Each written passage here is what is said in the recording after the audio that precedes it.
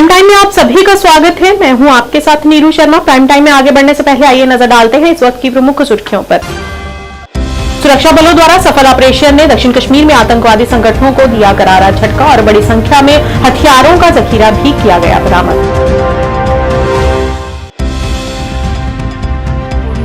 जेकेपीएसआई constable अभ्यर्थियों द्वारा आज जम्मू में आयु सीमा में छूट की मांग करने हेतु पत्रकार वार्ता की गई आयोजित।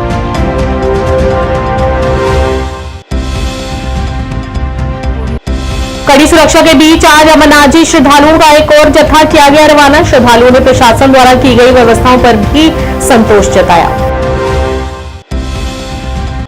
बांदीपुरा में महिलाओं को सशक्त बनाने के लिए जेकेएनआरएलएम की उम्मीद योजना महिलाओं के लिए रोजगार के अवसर करेगी पैदा।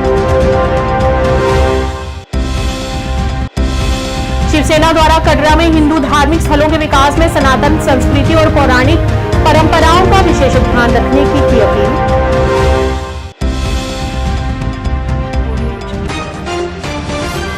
क्या आप परेशान हैं? आज ही संपर्क करें। 100% गारंटी के साथ पाए हर परेशानी का समाधान। प्रेम विवाह के लिए माता पिता को मनाना, प्रेमी प्रेमिका में झगड़ा, सौतन दुश्मन से छुटकारा, तलाक केस, नौकरी कारोबार में रुकावट, विदेश यात्रा या कर्ज मुक्ति, लॉटरी नंबर पाओ 649 हो या लोटो मैक्स, प्यार में धोखा खा चुके प्रेमी प्रेमिका, एक बार जरूर संपर्क करें। मैं आपका प्यार टूटने नहीं दूंगा। 98 769 98 583। अब समाचार विस्तार से। कुलगाम में शनिवार को दो जगह पर मुठभेड़ शुरू हुई जो रविवार को दूसरे दिन भी जारी रही। जिले के चिनीगाम फ्रिजल में सुरक्षा बलों ने 4 और मधुरगम में 2 दहशतगर्दों का सफाया किया। हालांकि इस ऑपरेशन के दौरान 2 जवान भी बलिदान हुए। आतंकियों के पास से 3 AK-47 राइफल, 1 पिस्तौल व गोला बारूद बरामद किया गया है। सुरक्षा बलों द्वारा सफल ऑपरेशन ने दक्षिण कश्मीर में आतंकवादी संगठनों को करारा झटका दिया है और चल रही अमरनाथ यात्रा को निशाना बनाने के उनके नापाक मंसूबों को नाकाम कर दिया। ये वहाँ पे रिकवर हुआ है, को न्यूट्रलाइज किया गया। वहाँ पे एक AK-47 और कुछ गोलियां और एक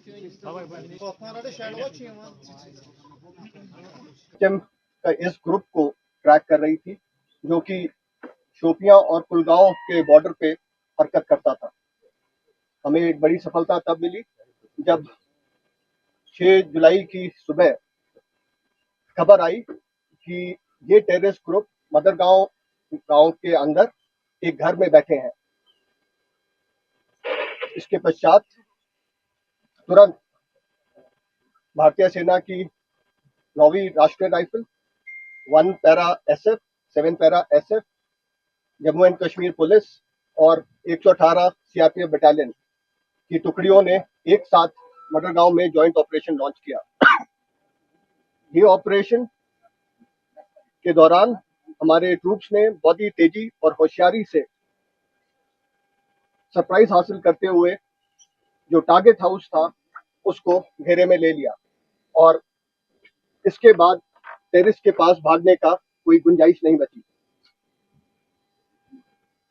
इसके बाद जितने भी सिविलियंस उस इलाके में थे उनको सेफ्टी से इवैक्यूएट किया गया और सुरक्षित स्थान पे ले जाया गया और तकरीबन 1300 आस पे जब हमारे जवान इस मकान में तलाशी ले रहे थे तो मकान के अंदर बने एक हाइड आउट के अंदर से टेररिस्ट ने अंधाधुंध फायरिंग शुरू कर दी। फायरिंग का जवाब दिया गया और टेररिस्ट को वहीं पिन डाउन कर दिया गया और उनको किसी भी तरीके से भाग निकलने की कोई चांस नहीं मिला। इसके बाद ये ऑपरेशन 24 घंटे से ऊपर चला और इसके अंदर हिजबुल मुजाहिदीन के 2 टेररिस्ट को मार गिराया, जिसमें आदिल हुसैन वानी जो कि एक टॉप HM के कमांडर हैं वो थे और ये काफी समय से सक्रिय थे, जैसा आपको DIG साहब ने बताया। इन्होंने कई सारी आतंकी घटनाओं को भी इंजाम दिया हुआ था। ये ऑपरेशन जो इन दोनों टेररिस्ट से और जो हाइड में हमें भारी मात्रा में सामान मिला, असला बारूद, ये एक हिजबुल मुजाहिदीन के लिए बहुत बड़ा झटका है। जैसा कमांडर 1 सेक्टर ने भी बताया कि 2 ऑपरेशन में 6 हिजबुल मुजाहिदीन के टेररिस्ट मारे जाना, ये एक उनके लिए और खासकर उनके ऊपर की लीडरशिप खत्म होना, ये एक बहुत बड़ा झटका है, जिससे मेरे को लगता नहीं है कि हिजबुल मुजाहिदीन ग्रुप काफी समय तक इससे उभर पाएगा। लेकिन इस ऑपरेशन का श्रेय मैं कश्मीर की जनता और खासकर कुलगांव की जनता को देना चाहूंगा, जिन्होंने ना सिर्फ हमें इसकी इन टेररिस्ट के वहां होने की इत्तला दी, बल्कि पूरे जितने समय ये ऑपरेशन चला उसमें अपना पूरा सहयोग और योगदान प्रदान किया। जेकेपी एसआई और कांस्टेबल अभ्यर्थियों द्वारा पत्रकार वार्ता आयोजित की गई, जिसमें उन्होंने जेकेपी एसआई कांस्टेबल में उम्मीदवारों को आयु में छूट की मांग करते हुए निचली आयु सीमा 20 वर्ष और ऊपरी सीमा 31 या 32 वर्ष निर्धारित करने की गुहार लगाई। उन्होंने बताया कि कुछ समय पहले भाजपा के वरिष्ठ नेता सुखनंदन चौधरी ने इस मुद्दे को लेकर एलजी के समक्ष भी रखा था। ग्रेजुएट नहीं होता और ग्रेजुएशन के लिए कम से कम 20 या 21 ऑन एन एवरेज कोई बच्चा ग्रेजुएशन करता है, और इन 20 से 30 हो जाए या 21 से 32 हो जाए। और सेकंड पॉइंट ये है कि हमारी जेएनके में अनएम्प्लॉयमेंट पूरे इंडिया में सेकंड अपर एज लिमिट है जेकेपी। जी, मेरा नाम अभिषेक शर्मा है। हम सभी एस्पिरेंट यहाँ पे असेंबल हुए हैं। बेसिकली जेकेएसएस भी अभी कुछ हफ्तों में एडवर्टाइज करने वाला है एसआई और कांस्टेबल की रिक्रूटमेंट। सर उसमें हमारी ये डिमांड है, हम एसआई में एज रिलैक्सेशन चाहते हैं। हम इसलिए एज रिलैक्सेशन चाहते हैं क्योंकि सर जो लास्ट रिक्रूटमेंट कंप्लीट हुई है उसको 3 साल लग गए, ठीक है। और जो देखा जाए तो 18 जो इसकी लोअर एज लिमिट है वो 18 और अपर है 28। सर 18 में कोई भी बंदा ग्रेजुएट नहीं होता। ऑन एन एवरेज कोई भी स्टूडेंट जब ग्रेजुएट होता है उसकी एज 20 या 21 होती है। सर 18-19 वालों को तो फॉर्म नहीं लगेंगे। इसकी यही कारण है कि हम एलजी सर से ये रिक्वेस्ट करते हैं कि जो इसकी एज लिमिट है इसको 20 से 30 या 21 से 32 किए जाए। तो सेकंड पॉइंट ये है कि हमारी जेएनके में कोई भी फ्रीक्वेंट रिक्रूटमेंट्स नहीं आती। तो थर्ड पॉइंट ये है कि सर यहाँ पे अनएम्प्लॉयमेंट बहुत ज़्यादा है, जो पूरे इंडिया में सेकंड नंबर पे है। और सर फोर्थ पॉइंट ये है कि सर यहाँ पे मेजॉरिटी ऑफ द स्टूडेंट्स को गवर्नमेंट जॉब पे ही डिपेंड करते हैं। यहाँ पे प्राइवेटाइजेशन इतनी इस्टेब्लिश नहीं हुई। और सर बात रही कांस्टेबल्स की, सर कांस्टेबल की 2017 के बाद अभी रिक्रूटमेंट आ रही है। सर बच्चों की जेन्युइन डिमांड है कि उनको भी एज रिलैक्सेशन दी जाए, क्योंकि जो 2017 में 23 साल का था सर वो आज 30 साल का हो गया। तो सर इस चीज़ को देखते हुए हमें एज रिलैक्सेशन दी जाती है। और सर जो हमारा पॉइंट है ये सुखनंदन सर जी ने भी एलजी सर के सामने रखा था, तो एलजी सर ने इस चीज़ को एक्नॉलेज किया था। और हम यहाँ पे इसलिए असेंबल हुए हैं कि हमारी जो डिमांड है इसको एडमिनिस्ट्रेशन के द्वारा एक्नॉलेज किया जाए। श्री अमरनाथ जी यात्रा में 29 जून से अब तक 1,82,137 तीर्थयात्री अमरनाथ यात्रा कर चुके हैं, बाबा भोलेनाथ के दर्शन कर चुके हैं। आज जम्मू आधार शिविर भगवती नगर से 5,805 तीर्थयात्रियों का एक नया जत्था कड़ी सुरक्षा के बीच नूनवान, पहलगाम और बालटाल सोनमर्ग के जुड़ा आधार शिविरों के लिए रवाना हुआ। उन्होंने यहां प्रशासन की ओर से की गई व्यवस्थाओं पर भी संतोष व्यक्त किया। राजस्थान फ्रॉम कोटा भोले बाबा के दर्शन करने जा रहे हैं पहली बार। बहुत उत्साह है और बहुत अच्छी श्रद्धा के साथ लोग बहुत जा रहे हैं।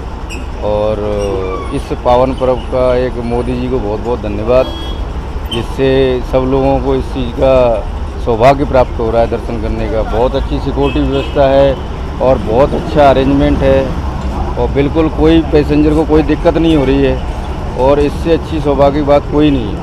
क्या कहेंगे जो आने वाले श्रद्धालु हैं उनके लिए, क्या मैसेज है? आने वाले श्रद्धालुओं के लिए मैसेज है कि वो ज़्यादा से ज़्यादा आएँ, कोई दिक्कत नहीं है। और यहाँ हर फैसिलिटी है, हर मदद है, पुलिस की तरफ से, सिविलियन की तरफ से, सब कुछ मदद है। हर कोई यहाँ मदद के लिए तत्पर खड़ा है। जगह जगह लंगर लगे हुए हैं, कोई दिक्कत नहीं है, परेशानी नहीं है। और मेडिकल फैसिलिटी है, किसी को प्रॉब्लम हो हर चीज़ की व्यवस्थाएं हैं। खुशबू सिंह, कहाँ से? कोलकाता से। तो फर्स्ट टाइम है ये सेकंड ट्रिप है हम लोग का। क्या कहेंगे यहाँ पे आप सेकंड टर्न आ रहे हो तो? बहुत अच्छा लग रहा है। इसके पहले जब आए थे तो हम लोग प्राइवेट कार लिए थे, लेकिन ये फर्स्ट टाइम है जो कि भगवती नगर में रुक के सब लोग के साथ इस बार मिल के निकलेंगे। ये एक नया हम लोग का एक्सपीरियंस रहेगा इसके लिए। किस तरह की व्यवस्था है यहाँ पे? बहुत अच्छी। इसके पहले भी आए थे तो बहुत अच्छा लगा था। यहाँ पर खाने पीने का सब चीज़ का है, डॉक्टर फैसिलिटीज़ वगैरह भी सब चीज़। और यहाँ पर जो आर्मी वाले हैं बहुत हम लोग का इसके पहले भी बहुत हेल्प किए थे। क्या मैसेज रहेगा आने वाले श्रद्धालुओं को?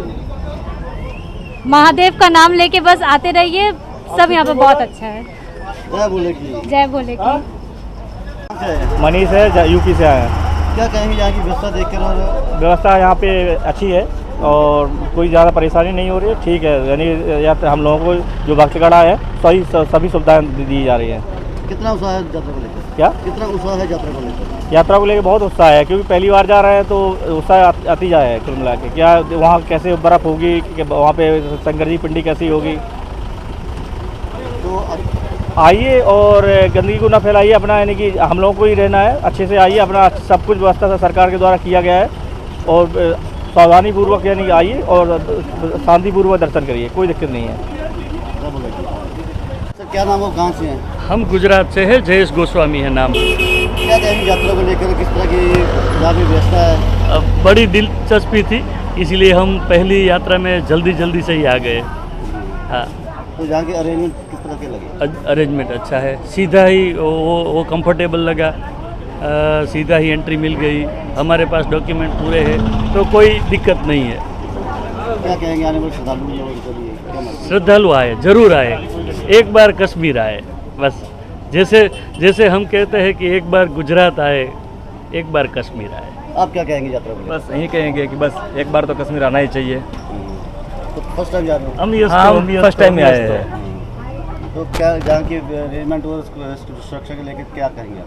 नहीं, व्यवस्था तो एकदम से सही चल रही है और सभी जगह से पूरा सहकार मिल रहा है। हमारा पूरा चेकिंग हुआ सभी। आयत महिला बानीपुरा की एक युवा महिला ने खुद को और समुदाय की अन्य महिलाओं को सशक्त बनाने के लिए एक सिलाई केंद्र शुरू किया है। JKNRLM की उम्मीद योजना द्वारा समर्थित केंद्र महिलाओं के लिए रोजगार के अवसर पैदा करते हुए स्थानीय जरूरतों को पूरा करेगा। ये पहल महिला उद्यमिता और आर्थिक सशक्तिकरण को बढ़ावा देगी। ये योजना महिलाओं को अपना व्यवसाय शुरू करने के लिए वित्तीय सहायता और प्रशिक्षण प्रदान करने सशक्त बनाती है। ये सिलाई केंद्र महिलाओं के लिए रोजगार के अवसर पैदा करते हुए स्थानीय जरूरतों को पूरा करेगा। यह पहल क्षेत्र के लिए एक सकारात्मक विकास है जो महिला उद्यमिता और आर्थिक सशक्तिकरण को बढ़ावा देती है। मेरा नाम नाहदा है, मैं आयतमला में रहती हूँ। मैं उम्मीद क्लस्टर ए से ताल्लुक रखती हूँ। मैं PGBL करके घर और बच्चों को देखभाल करती थी। आज के दौर में सरकारी नौकरी मिलना बहुत ही मुश्किल है और मेरा मानना है कि औरतों का माली लिहाज से खुद मुख्तार होना बहुत ही लाजमी है। इसलिए मैंने NRLM का सेल्फ हेल्प ग्रुप ज्वाइन किया। मेरी मेहनत को देखकर मेरी SAG के सेना ने मुझे कम्युनिटी मुलाजिम चुना। मैं उनकी भी बहुत शुक्रगुजार हूँ कि उन्होंने मुझ पर एतबार करके मुझे अपने और उनके लिए बेहतर रोजगार करने का मौका, ज़राए तलाश करने का मौका फराहम दिया। शिवसेना UBT और संत समाज के स्वामी राजेश्वरानंद जी महाराज ने संयुक्त रूप से श्री माता वैष्णो देवी श्राइन बोर्ड द्वारा तीर्थयात्रियों के लिए आधुनिक सुविधाओं में निरंतर वृद्धि करने की सहायता की। इसके साथ ही धार्मिक यात्राओं पर सनातन संस्कृति और पौराणिक परंपराओं का विशेष ख्याल रखने की अपील की गई। कटरा के शनि मंदिर में श्री राजमाता जी आश्रम में स्वामी राजेश्वरानंद जी महाराज के नेतृत्व में आज एक विशेष संगोष्ठी का आयोजन किया गया, जिसमें शिवसेना UBT के प्रदेश प्रमुख मनीष साहनी और वृंदावन के कथाव्यास आचार्य मनोज कृष्ण जी महाराज विशिष्ट अतिथि के रूप में मौजूद रहे। वहीं शिवसेना प्रमुख मनीष साहनी ने कहा कि सुविधाओं की दौड़ में आज धार्मिक व पवित्र शक्तिपीठों और पर्यटन स्थलों में कोई अंतर नहीं रह गया है। साहनी ने जम्मू से श्री माता वैष्णो देवी दरबार तक पंछी हेलीकॉप्टर सेवा को केवल जरूरतमंदों तक सीमित रखने की मांग की। इसके साथ ही दर्शन के लिए वरिष्ठ नागरिकों को प्राथमिकता देने और हेलीकॉप्टर किराए में विशेष छूट देने की भी मांग की।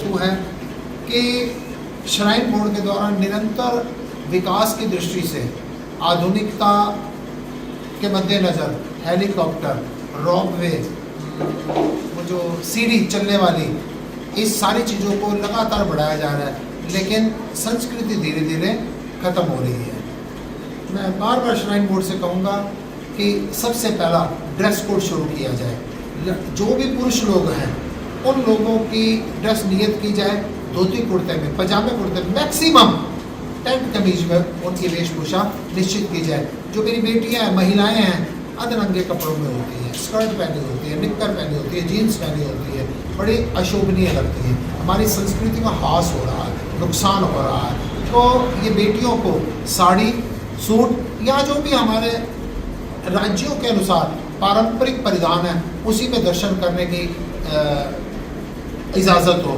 और मंदिर परिसर में, भवन परिसर में जिसने भी दर्शन करने हैं उनके सर ढके हों। दूसरी बात कहूँगा, सनातनियों, नगरोटा में, रियासी में कई मंदिरों के ऊपर अटैक किया गया, मूर्तियों को तोड़ा गया। मैं आपसे कहूँगा, आप याद रखना, तोड़ने वाले, विध्वंस करने वाले, कलेश करने वाले हमेशा देश को, धर्म को तोड़ना जानते हैं। लेकिन सनातन प्रेम, सत्य, करुणा, दया इनका उपदेश देता है, संदेश देता है। गोष्ठी का मुख्य उद्देश्य महाराज जी ने अभी आपके समक्ष कहा, बिल्कुल हम इनसे सहमत हैं कि पाश्चात्य वस्त्र जो है, पाश्चात्य संस्कृति कहीं ना कहीं हमारी भारतीय संस्कृति पर जो है वो हावी होती जा रही है और हमारे जो धार्मिक स्थल हैं वो कहीं ना कहीं जो है पर्यटक स्थलों का रूप लेते जा रहे हैं। देखिए, सुविधाएं देने से हमें तमाम लोगों को जो यहाँ उपस्थित हैं किसी तरह का ऐतराज़ नहीं है, बिल्कुल सुविधाएं होनी चाहिए, मगर वो सुविधाएं मात्र उनके लिए होनी चाहिए जिनको ज़रूरत है। देखिए, वरिष्ठ नागरिकों को सुविधाएं दी जाए, हमें कोई ऐतराज़ नहीं है। जो आने जाने में, चलने में असमर्थ है, किसी तरह की शारीरिक बीमारी से ग्रस्त है, उन्हें जो है हेलीकॉप्टर की तमाम सुविधाएं दी जाए, हमें किसी तरह का ऐतराज़ नहीं है। मगर उन सुविधाओं को जो है आम लोगों को जब दिया जाता है तो कहीं ना कहीं हमारी धार्मिक भावनाएं भी आहत होती हैं। और माता वैष्णो देवी जो विश्व प्रसिद्ध दरबार है, जिसकी अर्थव्यवस्था मैं कहूँगा पूरे जम्मू की अर्थव्यवस्था अगर कहीं पर बहुत अधिक निर्भर करती है तो श्री माता वैष्णो देवी आने वाले श्रद्धालुओं पर, तो उसका कहीं ना कहीं पौराणिक स्वरूप जो है वो बिगड़ता जा रहा है। पौराणिक स्वरूप की बहाली की जाए, इसमें कोई दो राय नहीं है। हम श्राइन बोर्ड के तहे दिल से सराहना करते हैं कि वो यहाँ आने वाले श्रद्धालुओं को हर सुविधा देने के लिए हर संभव प्रयासों में जुटे हैं। हमारी इसके साथ एक और अपील है कि जो वरिष्ठ नागरिक यहाँ पर माता वैष्णो देवी के दर्शन करने आते हैं, उनको दर्शनों के अंदर जो है वो वरीयता दी जानी चाहिए उनको।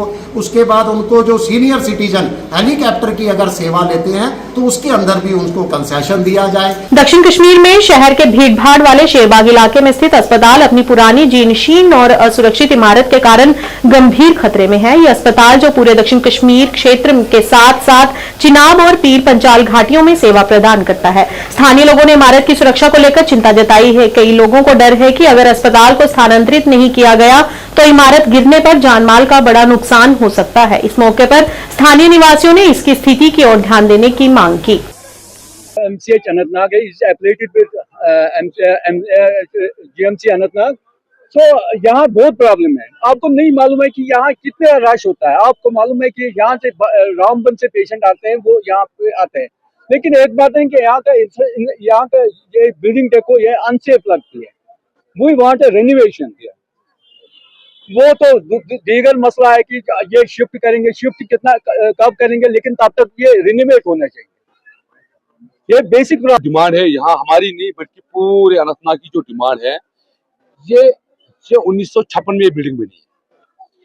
तब से आज तक इसको किसी, चाहे गवर्नमेंट आती जाती, बहुत सारी गवर्नमेंट आई है, लेकिन अंदर देखिए एक बेड पे 4 मरीज हैं। जो ये वहां पर उन बिल्डिंगों को 4 या 5 करोड़ रुपए लगा रहे हैं, वो 2-3 करोड़ रुपए इसी बिल्डिंग पे लगाओ। अगर ये 2 मंजिला है, इसको 3 मंजिला बनाओ। अगर ये 6 कनाल है, 1956 से इस बिल्डिंग में एक भी रिनोवेशन नहीं हुई है। हम यही चाहते हैं ना कि जो यहाँ पर वो करोड़ों रुपया लगा रहे हैं बिल्डिंग में, वो इसी बिल्डिंग में लगाओ। यहाँ का रोज 5 नहीं 6 बनाओ, कोई बात नहीं, मगर ये फंक्शन ये यहाँ रहना चाहिए। यहाँ नई बिल्डिंग बनी, इसका DPR बनाए गवर्नमेंट। हम LG साहब से रिक्वेस्ट करते हैं, गुजारिश करते हैं, यहाँ का DPR बनाओ, इन बिल्डिंगों का नहीं बनाओ, तब तक कहाँ ले जाना है इसको लगाओ, शिफ्ट करो, कहाँ ले जाना है ले जाओ। और जब भी हम जाएंगे तो 2 में से फिलहाल हम एक डिपार्टमेंट वहाँ से शिफ्ट करेंगे, और जो भी डिपार्टमेंट शिफ्ट करेंगे उसका भी 50% काम हम वहाँ चालू रखेंगे। ऐसा नहीं है कि हम अगर कोई एक डिपार्टमेंट लेंगे तो पूरी तरह से वहाँ पे काम नहीं होगा। आधा डिपार्टमेंट वहाँ ही रहेगा और हम इन पार्ट्स वहाँ से शिफ्ट करेंगे। थोड़ा सा टाइम लगेगा, हमने भी रियलाइज़ किया है कि वहाँ पे स्पेस का क्रंच बहुत ज़्यादा है, और गवर्नमेंट के हवाले से हमने वहाँ प्रोसेस स्टार्ट कर लिया है। हमारा ब्लॉक की बिल्डिंग तैयार हो रही है, तो उसमें हमारा MRI की जगह रखी हुई है और MRI हमारा आ रहा है। गवर्नमेंट ने हमसे प्रॉमिस किया हुआ है, तो MRI हमें लगाना ही लगाना है। वहाँ पर MRI का हमें ओके हो गया है। के लिए ये है कि हम अपनी तरफ से बहुत कोशिश कर रहे हैं कि हम यहाँ के लोगों का अच्छी खिदमत करें। थोड़ा सा टाइम लगेगा, हमें थोड़ा टाइम दीजिए, हम कर लेंगे। जो भी मुश्किलात हैं वो हम सॉल्व करेंगे। और काम तो बहुत अच्छा हो रहा है, बहुत ज़्यादा रश है इस हॉस्पिटल में, ऐसा नहीं है कि काम नहीं हो रहा है।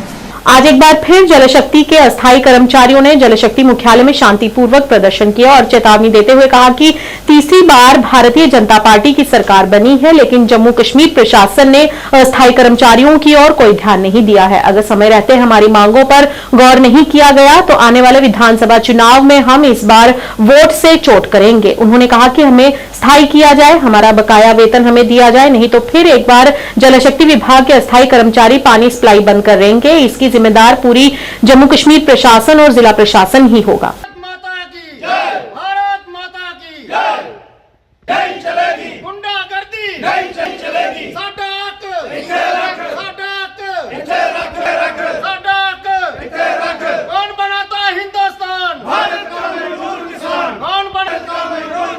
पहली बैठक हो रही है। इसी बैठक के मध्य में अगर हम कहें तो दूसरी मुबारकबाद उनको मियां अल्ताफ साहब को, जो जीतकर लोकसभा का मेंबर ऑफ पार्लियामेंट बनकर जहां से गए और जाते ही दिल्ली में पहली दफा उन्होंने जाते ही ये बात रखी। दूसरी बात कोई नहीं की कि जम्मू कश्मीर के डेली वेजेस की बड़ी बुरी हालत है और जम्मू कश्मीर के डेली वेजरों के प्रति नरेंद्र मोदी साहब की सरकार ने पिछले 10 सालों में कोई काम नहीं किया। और जो हम जम्मू से जिताकर 2 सांसदों को भेजा था वो आज भी गूंगे और बहरे साबित नजर आ रहे हैं। इससे डेली वेजर आक्रोश में है। 2 दिन आपने पहले देखा कि भारतीय जनता पार्टी के अध्यक्ष जेपी नड्डा साहब जम्मू के प्रवास पर थे। जब पत्रकार के द्वारा पूछा गया कि डेली वेजर्स के मुद्दे के ऊपर आप क्या कहेंगे तो वो चुपचाप निकल गए, जिससे साफ जाहिर होता है कि जम्मू कश्मीर की भारतीय जनता पार्टी केंद्र के दबाव में काम कर रही है और डेली वेजर के मुद्दे पर आश्वस्त नजर नहीं आ रही है। डेली वेजरों को डरने की जरूरत नहीं है। जो लोग कभी 5.5 लाख, 6.5 लाख, 4.5 लाख, 3.5 लाख की लीड लेकर जीते थे, कहते थे कि हम इतने मार्जिन से जीते हैं, आज उनको अपने बिस्तर बोरी का पता चल गया कि वो कैसे जीते हैं। अगर योगी जी, नरेंद्र मोदी जी, अमित शाह जी जम्मू कश्मीर के प्रवास पर नहीं होते थे, मैं दावे के साथ कहता हूं कि जम्मू कश्मीर की जनता कुछ और करती थी। लेकिन डेली वेजरों के प्रति जिस तरीके का व्यवहार जम्मू कश्मीर के एलजी प्रशासन ने किया है वो भारतीय जनता पार्टी के डेली वेजर्स का काम नहीं होने दे रहे हैं। इसी की कड़ी में डेली वेजर्स पुनः एक बार इस लड़ाई को अंजाम देने के लिए भरपूर तरीके से तैयार बैठा है।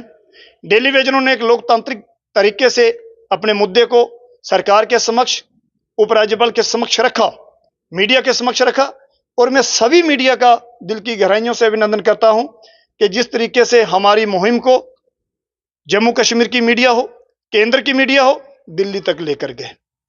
इसके लिए हम मीडिया का बहुत आभारी हैं और मैं अपने उन डेली वेजर साथियों को भी बहुत सौभाग्यवान समझता हूं कि जो निरंतर सरकार के खिलाफ लड़े, सरकार के साथ अपने मुद्दों को लेकर लड़े। इसीलिए 2 दिन पहले जिस तरीके से हर 2 दिन के बाद डेली वेजर्स की मौत हो रही है, हर जिला के अंदर, हर सब डिवीजन के अंदर डेली वेजर्स मर रहे हैं, उसका सबसे बड़ा कारण है जहां की सोई हुई एडमिनिस्ट्रेशन, सोए हुए हमारे प्रशासनिक लोग। हमने अक्सर देखा है कि किसी महापुरुष ने कहा था कि ये एक बिका हुआ पत्रकार, सोई हुई जनता और डरा हुआ विपक्ष देश को नरक की स्थिति में ले जा सकते हैं। मैं ये कहूंगा कि जिस तरीके से इस आवाज को हम सड़कों पर लेकर गए, जिस तरीके से हमने एलजी साहब का घेराव करने का प्रयास किया, जिस तरीके से प्रिंसिपल सेक्रेटरी का घेराव हो, चीफ इंजीनियर्स के घेराव हो, डिप्टी कमिश्नर्स के घेराव हो, जिस तरीके से भी डेली वेजर से लड़े हैं, मैं सभी डेली वेजर साथियों का हृदय से अभिनंदन करूंगा। और मैं ये कहूंगा कि आने वाले दिनों में जम्मू कश्मीर में विधानसभा चुनाव होंगे, लेकिन कुछ यंत्र ऐसे हैं जो जम्मू कश्मीर में दंगे फसाद करवाने की कोशिश कर रहे हैं और जिन पॉलिटिशियनों का उनमें हाथ है वो भी नंगे हो जाएंगे, मैं ये दावे के साथ कहता हूं। और जिन लोगों ने दंगे फसाद को अंजाम दिया है, जिन लोगों ने सनातन के साथ ये दुस्साहस किया है, उनको हमारी खुली चेतावनी है। अगर जिला प्रशासन हो, जम्मू कश्मीर का प्रशासन हो और जहां के संगठन के मुख्य अधिकारी हो, अगर वो भारी संख्या में, भारी तरीके से इसके ऊपर काम नहीं हुआ तो मैं दावे के साथ कहूंगा कि अगर डेली वेजरों को इस मुद्दे पर आगे आना पड़ा मैं दावे के साथ कहूंगा कि महाराष्ट्र से जो उड़ानें होती हैं वो बंद हो जाएंगी, ये मैं दावे के साथ कहूंगा। मुहर्रम के पवित्र दिनों के उपलक्ष्य में सोपोर के इकबाल मार्केट में हमदानिया मार्केट में समुदाय को पानी वितरित करने की सराहनीय पहल की। सद्भावना और सेवा के इस भाव का उद्देश्य धार्मिक अनुष्ठानों और जुलूसों में भाग लेने वाले लोगों को राहत और सहायता प्रदान करना है।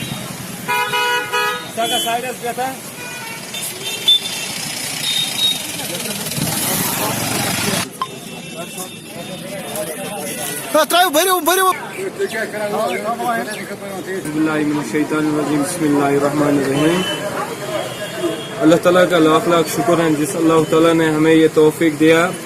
आज पहला मुहर्रम हराम है और हज़रत इमाम अलैहिस्सलाम का आज पहला मुहर्रम का दिन है और इसी सिलसिले में हमने दुकान तिजारत बरादरी ने यहाँ पर ये किया, तो हम इसमें अल्लाह ताला इसकी बरकत से हमारे रोजगारों में बरकत अदा फरमाए और ये कबूल फरमाए। और जो इस वक्त के हालात हैं हमारे तिजारती भाइयों की और हमारी, अल्लाह ताला इसको सही अदा करे और हमारे रिज़्क़ में बरकत अदा फरमाए।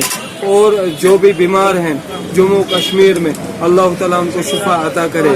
और इसी सिलसिले से हमने ये किया यहाँ पर।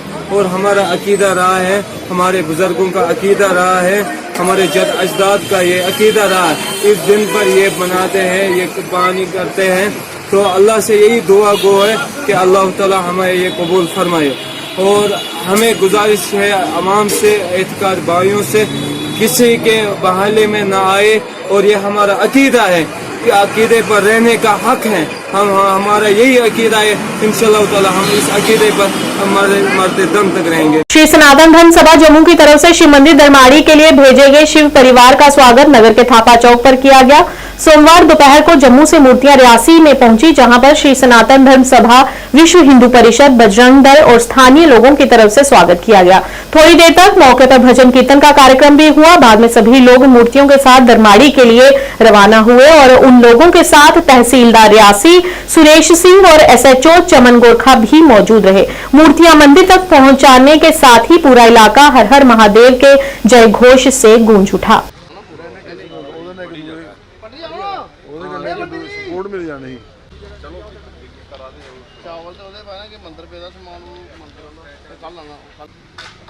भोले बम बम भोले बम बम भोले बम बम भोले। ओ बजरंगबली महाराज की जय, शिव पार्वती जी की जय, बोल शंकर भगवान की जय। बम बम भोले बम बम भोले बम बम भोले। हैं कि जैसे मूर्तियां जो हैं वो अपने ठीक समय पर जो है वो जम्मू से प्रांत स्तर की जो निर्णय टोली है उसने एक निर्णय लिया और विश्व हिंदू परिषद व अन्य संगठनों के माध्यम से अब ये मूर्तियां आपके सामने ही यहाँ पर पहुँच चुकी हैं।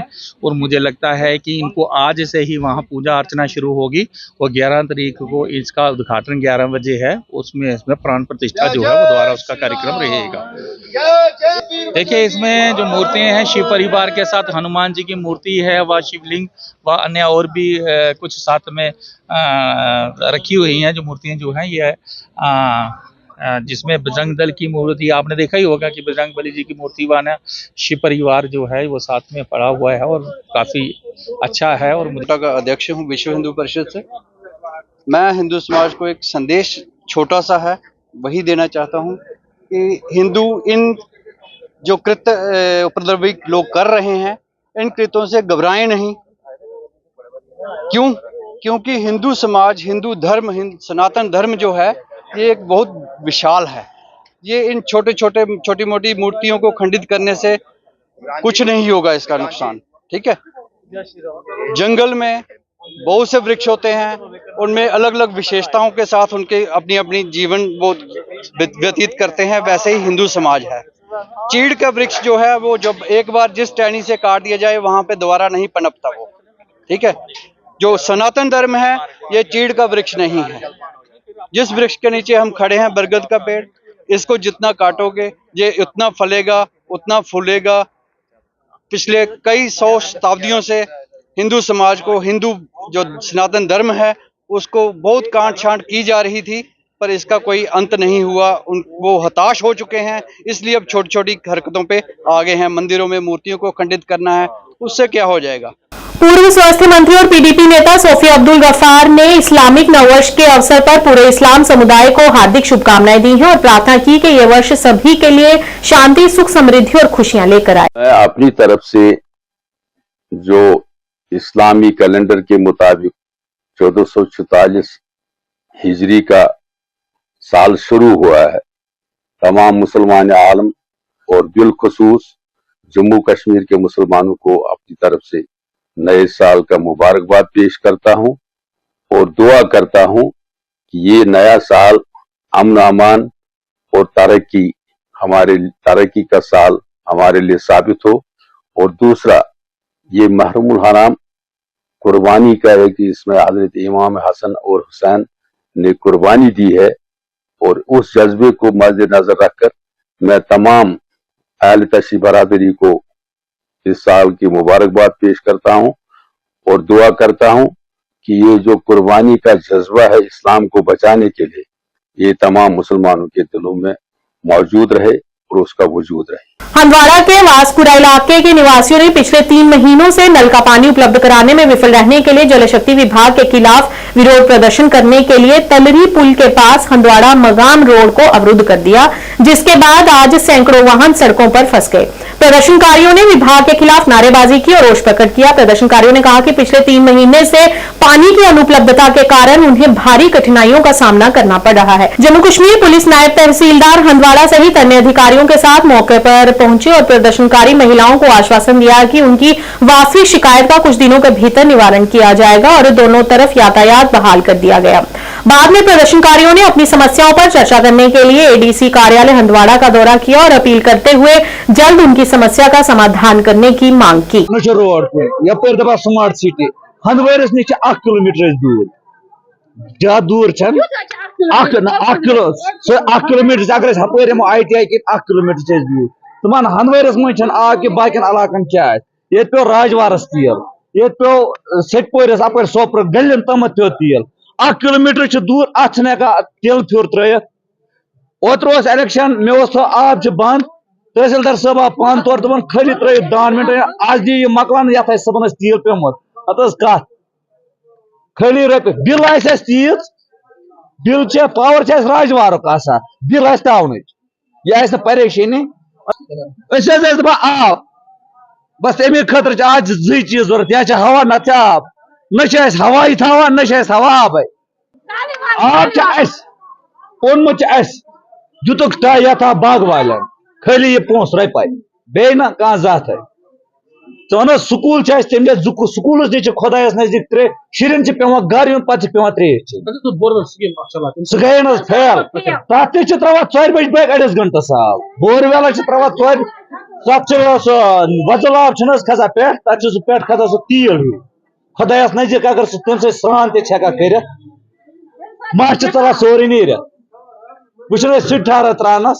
बह दमो दपा आब दपा दित आब क्या कोर गस खुदायस कुन अस मत कर तमो परेशान ज्यादा गरम गरमन मर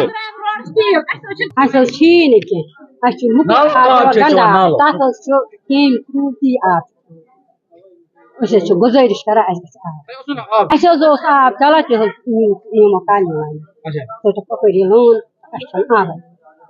बोरवेल आब बेमार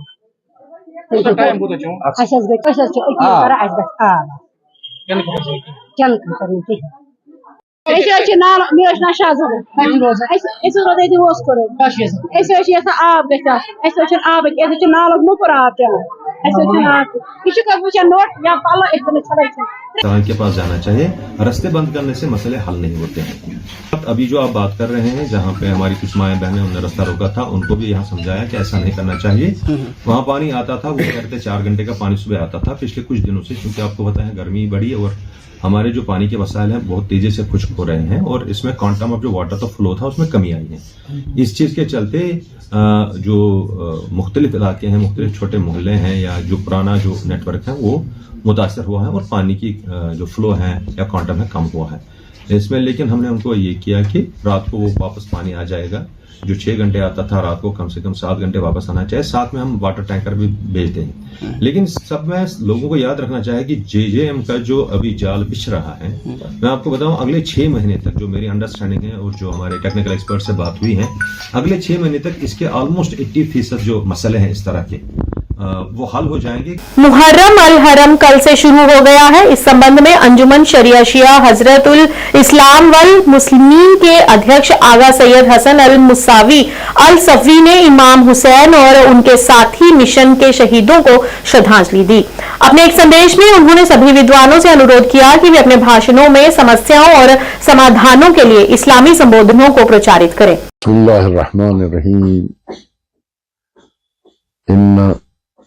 क़त्ल हुसैन हरारतन फी क़ुलूबिल मोमिनीन ला तबरदु अबदा। माह मुहर्रम अल हराम के आगाज पर नवासे रसूल हजरत इमाम हुसैन और उनके हम मिशन जानबाजों की अजीम शहादत पर ये ताज़ियत पेश करता हूँ। मुहर्रम अल हराम दीन व शरीयत के तहफ़्फ़ुज़ के लिए एहसास जिम्मेदारियों की तजदीद का महीना है। अज़ादारान हुसैन से ताकीद करता हूँ कि वो मुहर्रम तक़रीबात के दौरान हर सतह पर हुदूद शरीयत और एहतरामी इंसानियत को तरजीह देकर शहदाए करबला को हकीकी मानों में खराज नजर करे।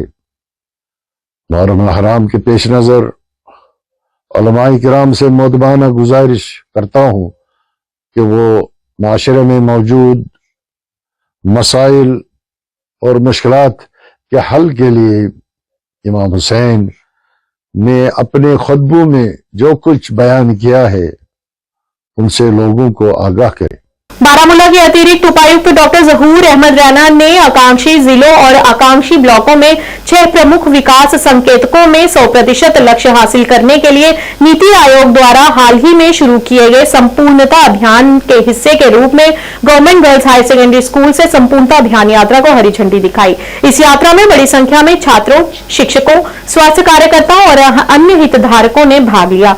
समारोह के दौरान बोलते हुए एडीसी ने शिक्षा, पोषण, स्वास्थ्य, कृषि और अन्य सहित विभिन्न क्षेत्रों में 6 प्रमुख विकास विषयों की भूमिका पर प्रकाश डाला।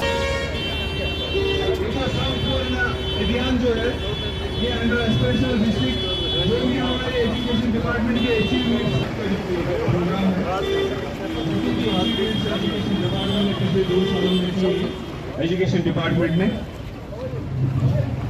बैनर आगे रखो ना, हम आपको करेंगे हम। और इस दिन के लिए हम सब डिस्ट्रिक्ट एडमिनिस्ट्रेशन, हमारे चीफ एजुकेशन ऑफिसर, बाकी जितने के हमारे HOIs हैं, इन सब का शुक्रिया अदा करना चाहते हैं।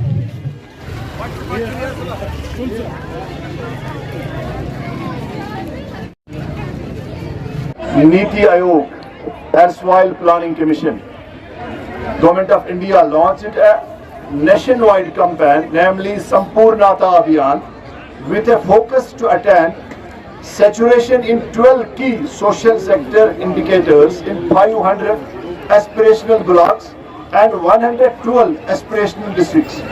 This comprehensive 3-month campaign to be focused on themes including health, nutrition, agriculture, social development and education will continue till September 2024.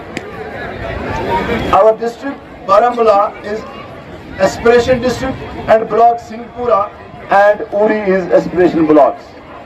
In blocks में, districts में, aspiration district में इन जो मैंने आपको indicators बताए, इनको सिचुएशन, इनकी सिचुएशन अटेंड करने के लिए ये कैंपेन्स आज चल रही है। आज district development commissioner Baramulla Shri Minga Sherpa ji के हिदायत पर ये 4 तारीख को डाक बंगलों से लॉन्च किया गया उसके बाद 6 तारीख को सिंहपुरा पट्टन में एक मेगा इवेंट हुआ। आज तीसरा दिन है, 8 तारीख आज यात्रा निकालनी थी।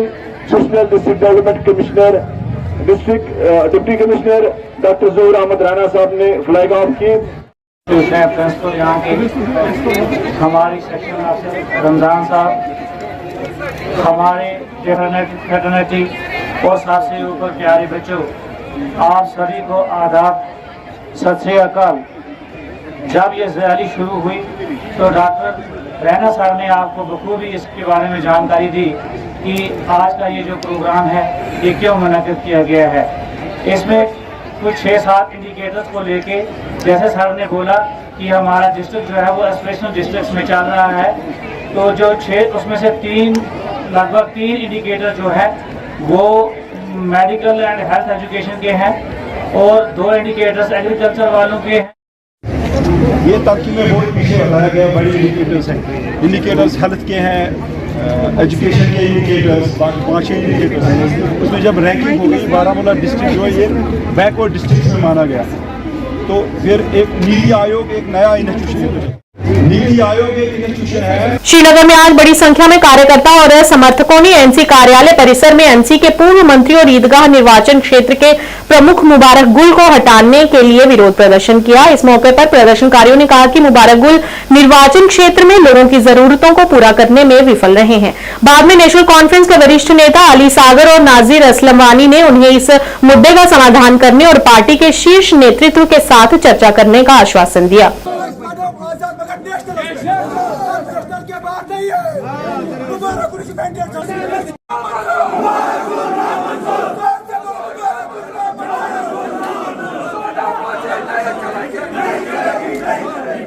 नाव अब्दुल मजीद खान, बस सदपुरा ईदगाह, बस नेशनल कॉन्फ्रेंस सत्यान 2002 पे जुड़ोमुत ये 2010 मज इलेक्शन गो तो मुबारक सबन जून पे वर्कर ये मे ये नवाशमो आंगनस मज 3 पॉइंट बुलेट दितमत 3 लट बह डेलीगेट मुंतखब कर तम पे गई वाक़ 2010 मज इलेक्शन जून 2008 तम आई नी हुकूमत कहें पकन वन वर्करन अक सवाल कि मे कड़ान पेन मे मील कहें ये 2008 मज बे आव नेशनल उमर सबन हुकूमत आई तम सात ओनुक यह एडवाइजर युतु योत मुदा मकसद ईदगाह कॉर्नर लुकन वन कि अम रट नोट वोट यमो अमिस तम कर अवॉइड। दम कत बड़ बार बदकिस्मती पे नेचु मुतफिर कोर ठेकेदारन सतन वर्करन सतन या बाकी सतन अम नेचु तम कर इंतसाल यूनुस गुल सब उस अम पानस पत थोव यम जन अगर मे वर्कर यम 9 इलेक्शन ड्यूटी दिच मे दिम 9 इलेक्शन ड्यूटी अमिस वुक तम मगर यम सुन रवीर वुच अम कर बुरबाद फना कर ईदगाह कॉन्स्टिट्यूंसी न स्कूल काबिल न रोडा काबिल अमिस पान वन उमर सबन दोपन यह क्या कॉन्स्टिट्यूंसी कोर्मुत कुन दम गई डंपिंग साइड अमिस हथ रट अमिस यह कर शिफ्ट 4 जूनन मज अम कर वो सह दूर मगर सारे खोत बदकिस्मती वर्करन हज नेशनल कॉन्फ्रेंस वर्कर तिमन सर ना इंसाफी रंग रंग दम कत अमिस तंजीमन पोस्ट दित गवर्नमेंटन पोस्ट दित वन कि तिमन कर तुम ऑडिट अम कत थम बैंकस मज लग तिम कोतस गई अम लग असम्बली मज तिम कत थम अम लग म्यूनसिपलिटी मज तिम कत थम बाकी एजुकेशन यम असल मेन वर्करस कर बोज तुज अम ब्रो अत पे आवाज उमर साहब बह दिम तुह ठीक कर सोरे वल सर पे सहलाब गव ओतर इलेक्शन रूट साइडस मगर अस वो उमर साहबन कि तुम अस्तुक सवाल द्राय 10,000 वोटर्स ईदगाह कॉन्स्टिट्यूंसी तम सात।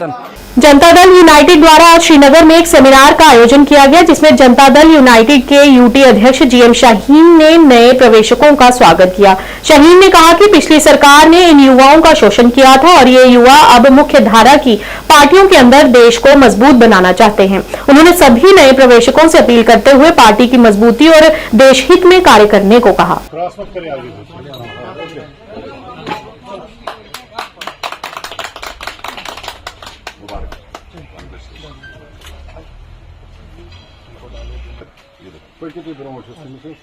आबाद रहो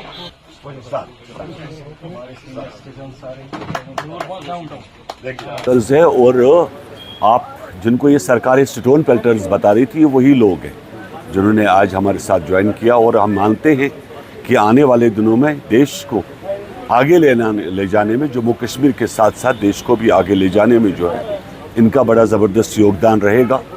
और ये वक्त के सताए हुए लोग, जिनको पॉलिटिकल पार्टीज़ ने जिनको इनसे पैसे लूटे, थाने में बंद करवाया, FIR लगवा दिए, और मेरे ख्याल में बड़ी नाइंसाफ़ी जिन लोगों के साथ की गई, आज मैं उन लोगों को मुबारकबाद देता हूँ कि JDU में आके देश के साथ साथ जम्मू कश्मीर को आगे ले जाने में इनका बहुत अच्छा योगदान रहेगा। प्राइम टाइम के आज के इस अंक में इतना ही। नया अंक लेकर फिर हाजिर होंगे, तब तक के लिए दीजिए इजाजत। नमस्कार।